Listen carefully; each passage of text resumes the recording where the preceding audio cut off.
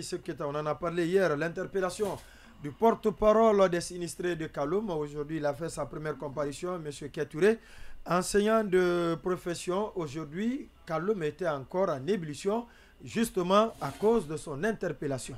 Oui, et c'était prévisible. Prévisible, vous savez, on l'avait évoqué dans cette émission. Et la grosse question d'ailleurs qu'on s'est posée lorsqu'il était question de parler de cette actualité, on s'est demandé qu'est-ce qu'on recherche véritablement.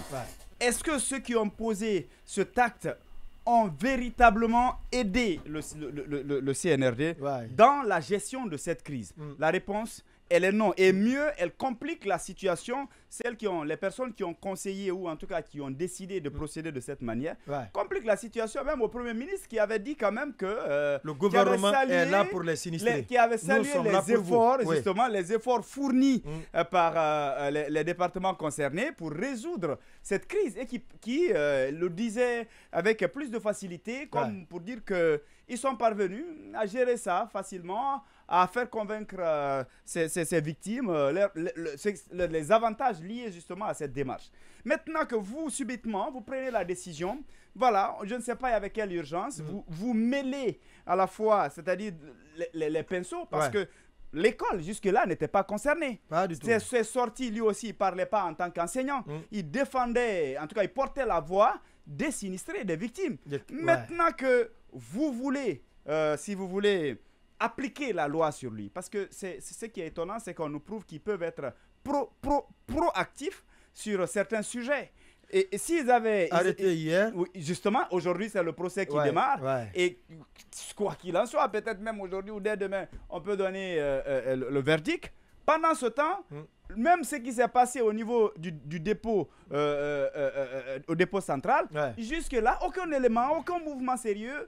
Et concernant justement cette affaire, je pense que la personne qui jusque-là conseillait ou sur l'épaule duquel la transition se reposait ou desquelles, parce qu'à un moment donné, au début, avec certaines décisions, on a vu un général méthodique, cohérent dans ce qu'il fait et qui, tout ce qu'il posait, c'est-à-dire il ne parlait pas, il agissait et ses actions étaient en harmonie avec ce qu'il voulait et ça passait en fait, ça passait.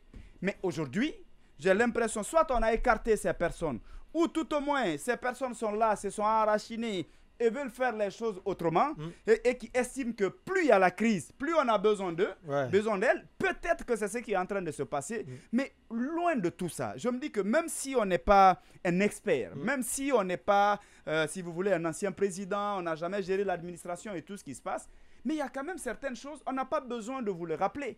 Quand vous observez vous-même, sans l'aide même d'un conseiller, vous pouvez comprendre que c'est une mauvaise décision.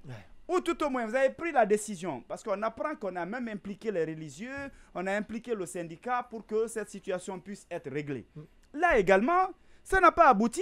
Et puis, il y a même ses collègues qui disent que ce qu'on leur avait promis à la veille et ce qui s'est passé sur le terrain, c'est différent. C'est comme si peut-être on leur a dit non, il n'ira pas à la maison centrale, on va juste l'entendre. Parce qu'ils disaient que quand ils l'ont arrêté, ils ont dit de ne pas, de rester tranquille. Il est accusé d'offense à la personne du chef de l'État. Il va être entendu. Et après, il pourra vaquer à ses activités. Ils ont été surpris d'apprendre 30 minutes plus tard qu'il a été déféré à la maison centrale. Et ils disent qu'à la veille, ils avaient appris effectivement qu'il y avait une démarche en cours dans ce sens. Et là, ça pose un sérieux problème. Si vous voulez régler des comptes personnels ou vous voulez éteindre, c'est-à-dire dans tous les domaines, vous ne voulez pas qu'il y ait de contestation, de voix dissonantes, alors que les actions que vous posez sont contraires à un certain nombre d'engagements, ça pose problème. Et là, le général doit comprendre qu'à ce stade, il faut d'abord qu'il essaie de voir, en tout cas, l'entourage et qu'il essaie, en tout cas, de revoir ses anciens discours et de se dire qu'en ce moment, ça ne va pas et dans tous les secteurs. Ça ne va pas et dans tous les secteurs et dans tous les sens.